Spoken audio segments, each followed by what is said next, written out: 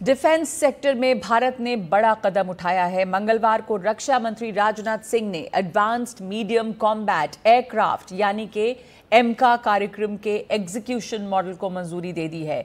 इस प्रोजेक्ट के तहत भारत अपना स्वदेशी 5th generation advanced fighter jet विकसित करेगा। एमका विमानों को तैयार करने का जिम्मा एरोनॉटिकल डेवलपमेंट एजेंसी के पास है। निर्माण प्रक्रिया में भागीदारी के लिए जल्द ही निजी और सार्वजनिक क्षेत्र की कंपनियों से बोली आमंत्रित की जाएगी। और अब आपको बताते हैं कि 5वीं पीढ़ी के फाइटर जेट की खासियत क्या है, क्या होता है 5th जनरेशन फाइटर।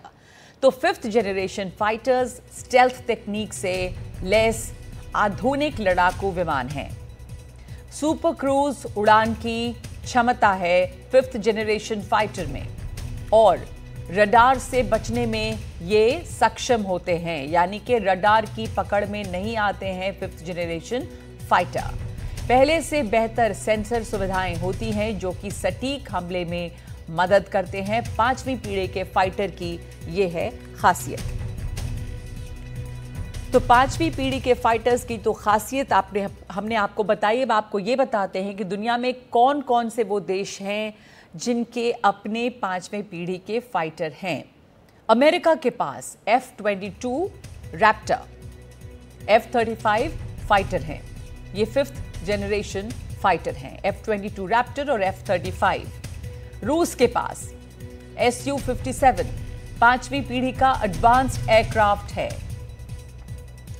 चीन के पास J-20 और J-35 फाइटर हैं।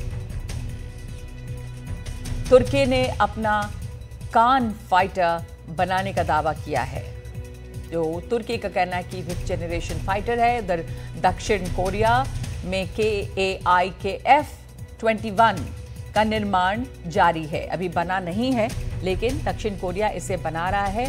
भारत में जल्द निर्माण शुरू होगा एमका का। तो भारत जो 5th जनरेशन फाइटर्स डेवलप कर रहा है, जिस पर काम शुरू हो रहा है, इस पर और जानकारी दे रहे हैं हमारे सहयोगी राजीव रंजन। भारत के पास अब जल्द ही 5वीं पीढ़ी के अपने बनाए लड़ाकू विमान होंगे। रक्षा मंत्री राजनाथ सिंह ने एडवांस मीडियम कॉम्बैट एयरक्राफ्ट यानी एमका 5वीं पीढ़ी के पहले स्वदेशी जेट मॉडल को मंजूरी दे दी है।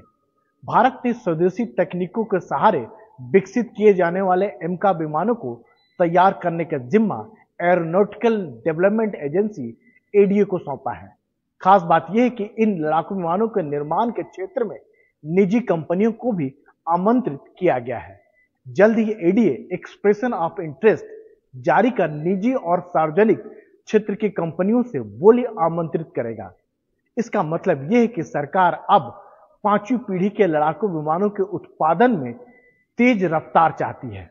भारत के इस 5वीं पीढ़ी के लड़ाकू विमान की अगर बात करें तो इस साल बेंगलुरु में हुए एयर शो में एमका का पहला फुल साइज मॉडल दिखाया गया।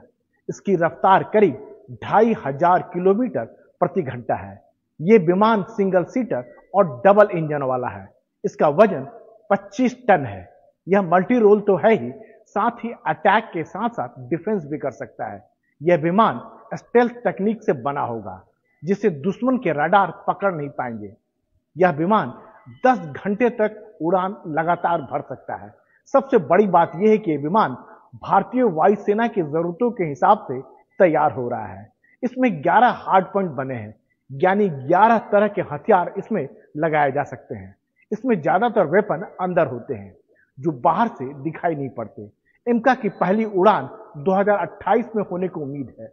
सब कुछ ठीक ठाक रहा तो 2034 में भारतीय वायुसेना का अपना 5वीं पीढ़ी का लड़ाकू विमान भारतीय वायुसेना में शामिल हो जाएगा। फिलहाल भारतीय वायुसेना के पास सबसे आधुनिक लड़ाकू विमान रफाल है, जो 4.5 पीढ़ी का है। दुनिया में अभी अमेरिका, रूस और चीनी हैं जो 5वीं पीढ़ी के लड़ाकू विमान बना रहे हैं। अब भारत का लक्ष्य है एमका के विकास में तेजी आए, क्योंकि चीन पहले ही 2 5वीं पीढ़ी का लड़ाकू एयरक्राफ्ट तैयार कर चुका है। इनमें से वह 5वीं पीढ़ी का 40 J-35 लड़ाकू विमान पाकिस्तान को देने जा रहा है। वैसे पाकिस्तानी वायुसेना पहले ही चीन की JF-17 और J-10 फाइटर जेट का इस्तेमाल कर रही है। चीन तो अब 6वीं पीढ़ी का लड़ाकू विमान J-36 पर काम कर रहा है। वहीं अमेरिका के पास 2 5वीं पीढ़ी के लड़ाकू विमान हैं, F-35 और F-22।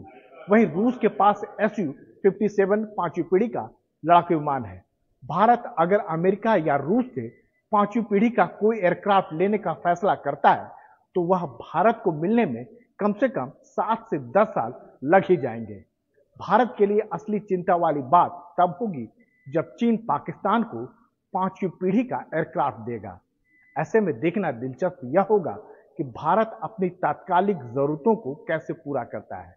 ऑपरेशन सिंदूर ने दिखा दिया कि एयर पावर के बूते कैसे पाकिस्तान को माकूल जवाब दिया जाता है।